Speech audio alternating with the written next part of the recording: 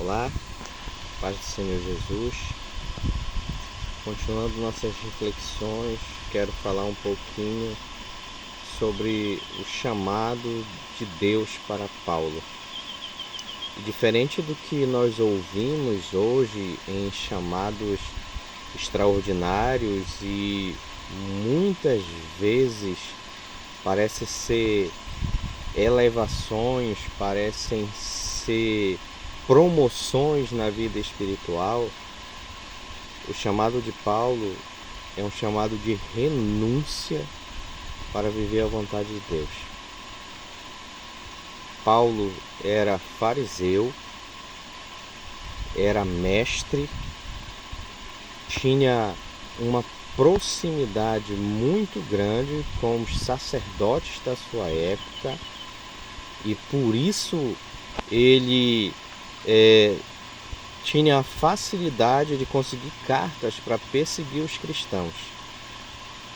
E por isso ele assim foi, no capítulo 9 de Atos.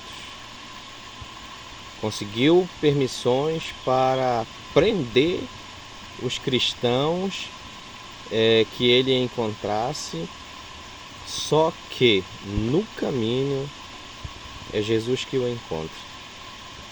E o interessante que eu quero deixar é só o versículo 16 desse capítulo 9 de Atos dos Apóstolos. Quando Deus, falando com Ananias para ir orar por Paulo, ele diz: olha, vai, ora por esse homem, porque ele tem uma grande obra para fazer e ele vai sofrer pelo meu nome. Você aceitaria um chamado para sofrer? Um chamado que não lhe desse sucesso financeiro, sucesso de fama, um sucesso social nos dias de hoje, mas que fosse um sofrimento para que a vontade de Deus prevalecesse sobre a sua vida? Deus é muito claro com Paulo. Ele diz primeiro que Paulo está lutando contra ele. Eu sou Jesus a quem tu persegues.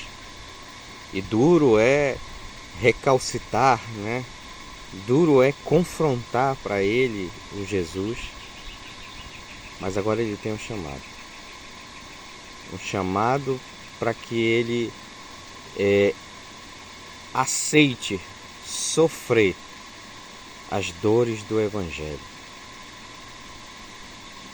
Toda a Bíblia Sagrada, diferente dos tempos atuais, quando um chamado é feito, na maioria das vezes ele traz uma renúncia pela nossa própria vida, pelos nossos projetos e a decisão de uma aceitação pelo projeto de Deus. Só que Deus deixa muito claro, isso vai lhe trazer sofrimento, porém é a minha vontade, diz o Senhor.